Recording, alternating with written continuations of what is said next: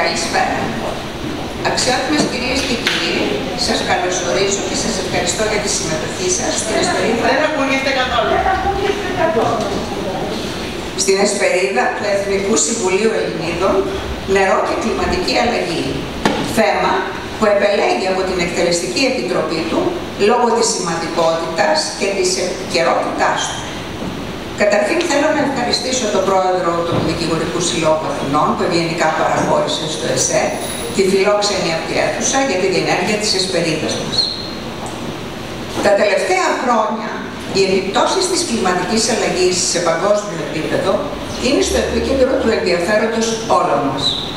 Ακραίες βροχοπτώσεις, ποταμοί που ξεχυλίζουν, πλημμυρισμένες πόλεις και περιοχές, ανεβασμένοι στάθμοι θαλασσών, πάγοι που λιώνουν, αλλά και έντονες ξηρασίες, καθώς και θάνατοι ανθρώπων εξαιτίας έλλειψης ή ακαταλληλότητας της ποιότητας του νερού, αποτελούν επαναλαμβανόμενα φαινόμενα που επηρεάζουν πλέον τη ζωή μας και μας προβληματίζουν. Ιδιαίτερα απογοητευτικές είναι οι συνέπειες των φυσικών καταστροφών. Το χάος και η ακαταστασία, αλλά και η αβεβαιότητα που αφήνουν πίσω τους, η απώλεια ζώων, ιδιοκτησιών, περιουσιών, η καταστροφή καλλιεργειών, τα σωρευμένα φερτά υλικά, τα στάσιμα νερά, η ρύπανση του νερού, η διατάραξη του οδικού και ηλεκτρικού δικτύου. Αναρωτιέται κανείς πώς θα αποκατασταθεί ό,τι αποκαθίσταται και προσπαθεί να βρει τις αιτίες της καταστροφής και τον φταίχτη ώστε να αποδοθεί ευθύνη και ζητηθεί οικονομική κυρίως βοήθεια.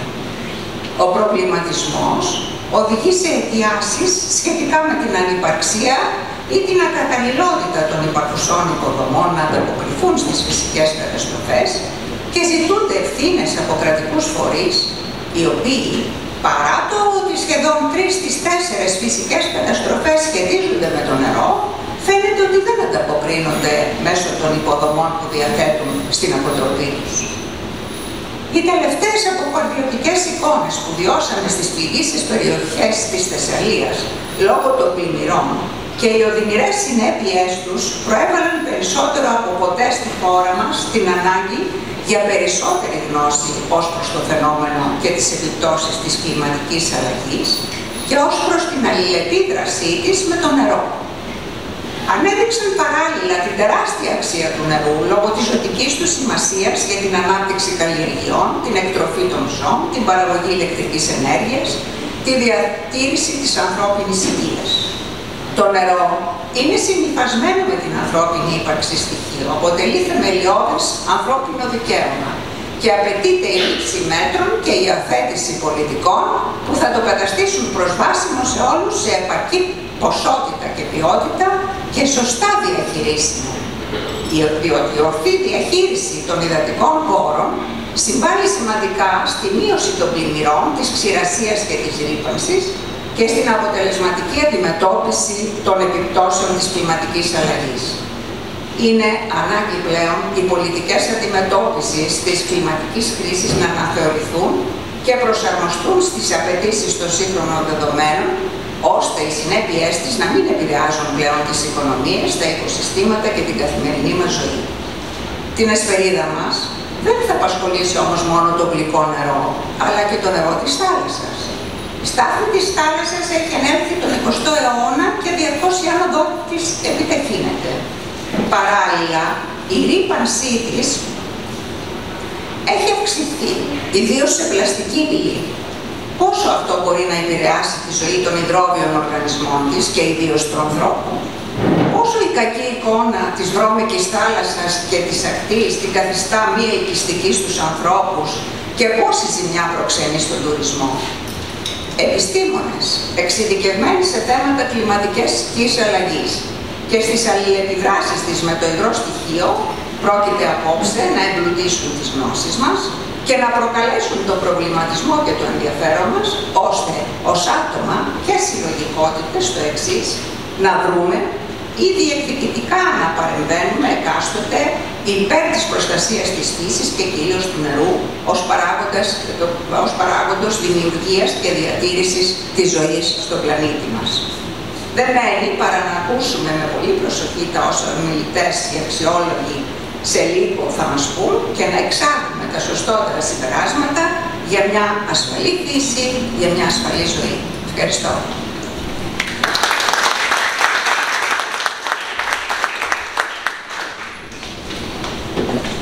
Κύριε Βούλγαρη, μέλος του ΕΣΕΡ, δικηγόρος του ΕΚΠΑ, θα έχει το συντονισμό της απόψινής ημερίδας. Ευχαριστώ πολύ, κύριε Πρόεδρε. Ευχαριστώ το ΕΣΕ και εσάς προσωπικά για την τιμή να συντονίσω την απόψινή εκδήλωση. Αξιότιμες κυρίες και κύριοι, εκλεκτοί προσκεκλημένοι, αξιότιμοι εισαγγελέα Φρυπίδη Μαρίου Παύλου, καλησπέρα σας. Καταρχάς, να ενημερώσω ότι η εκδήλωσή μας βιντεοσκοπείται, ώστε να μπορέσουν να την παρακολουθήσουν και όσοι δεν είναι σήμερα παρόντες. Η εσπερίδα μας προήλθε από μια εμπνευσμένη ιδέα της Προέδρου μας. Η ιδιαίτερη σημασία και ο άκρος επίκαιρος χαρακτήρας του θέματος δυστυχώς επιβεβαιώθηκαν πολύ σύντομα μετά την πρότασή της από τα ακραία καιρικά φαινόμενα στη Θεσσαλία και αλλού. Γιατί αναφερόμαστε στην κλιματική αλλαγή. Η κλιματική αλλαγή δεν γνωρίζει σύνορα. Είναι ένα σύνθετο περιβαλλοντικό και κοινωνικό ζήτημα, θίγοντας από την ασφάλεια των τροφίμων έως την υγεία των ανθρώπων. Έχει δε και σημαντικές οικονομικές προεκτάσεις. Σύμφωνα με στοιχεία Μαΐου του 2023, έχει εκτιμηθεί ότι οι καταστροφές που προκαλούνται από την κλιματική αλλαγή αγγίζουν τα 300 δισεκατομμύρια δολάρια ετησίως. Γιατί αναφερόμαστε στο νερό. Έχει κομβική θέση στην κλιματική αλλαγή, ως ζωτική σημασίας αγαθό για την επιβίωση του ανθρώπου και ως συστατικό στοιχείο των οικοσυστημάτων.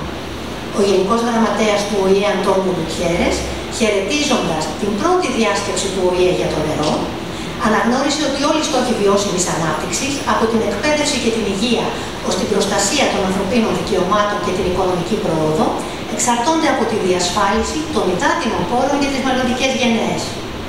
Γιατί μια εκδήλωση με το θέμα νερό και κλιματική αλλαγή διοργανώνεται από το Εθνικό Συμβούλιο Ελληνίδων, με αντικείμενο την προστασία των δικαιωμάτων των γυναικών, των παιδιών και της οικογένειας.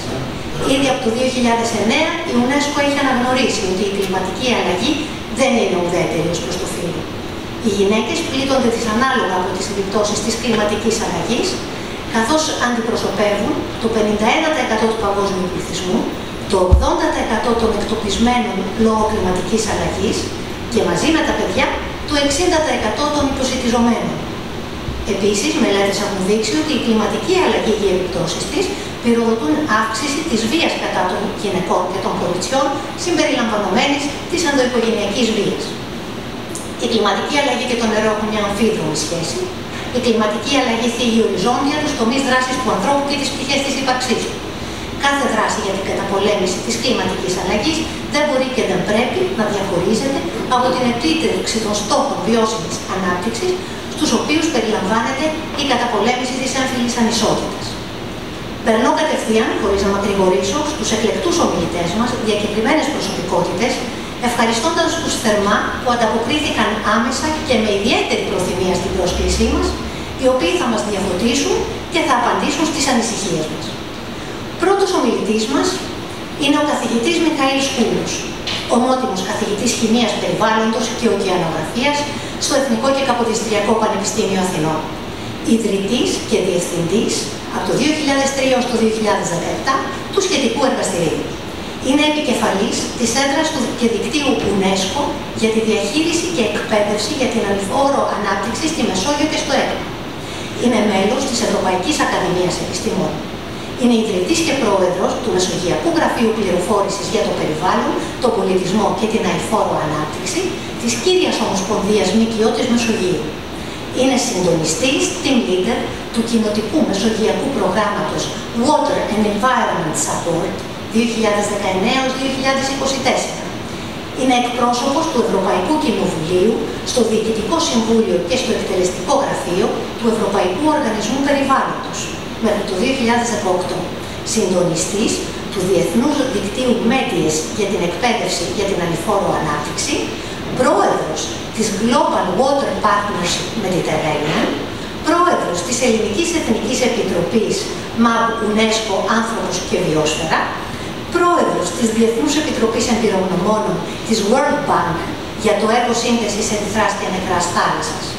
Πρόεδρος και σήμερα πλέον επίτιμος του European Environmental Bureau, πρόεδρος, σήμερα ομότιμος, της Ελληνικής Εταιρείας Περιβάλλοντος και Πολιτισμού. Έχει συγγράψει μεγάλο αριθμό βιβλίων και περισσότερα από 500 επιστημονικά άρθρα, δημοσιεύσεις και παρουσιάσεις, πολλά από τα οποία αναφέρονται στον κόλπο της Ελευσίνας. Έχει τιμηθεί με το χρυσό μετάλλιο της πόλεως των Παρισίων ως επίτιμος δημότης και επίτιμος δημότης της Ελευσίνας. Έχει λάβει βραβείο από την Ακαδημία Αθηνών, παράσημο ανώτερου ταξιάρχη των κέντρων του Λιβάνου, το μετάλλιο Σιμών Πολυβάρ της UNESCO κλπ. Κύριε καθηγητά, έχετε την αμέριστη προσοχή μας.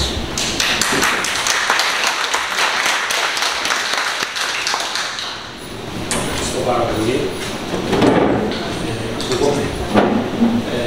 Κυρία Πρόεδρε. Δεν ακούγεστε, παρακαλώ.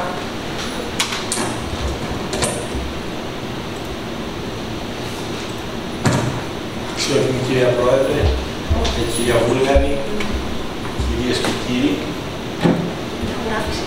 Ευχαριστώ. Είναι μεγάλη τιμή για μένα που βρίσκομαι εδώ, στο Εθνικό Συμβούλιο Ελληνίδων, το οποίο γνωρίζω εδώ και πολλά χρόνια και εκτιμώ εξαιρετικά πολύ το έργο του. Όταν συζήτησα με την κυρία Βούλγαρη για το τι θα πω, κατάλαβα ότι είχα μαζέψει πάρα πολύ πληροφόρηση και έτσι την τελευταία στιγμή έκοψα αρκετά πράγματα.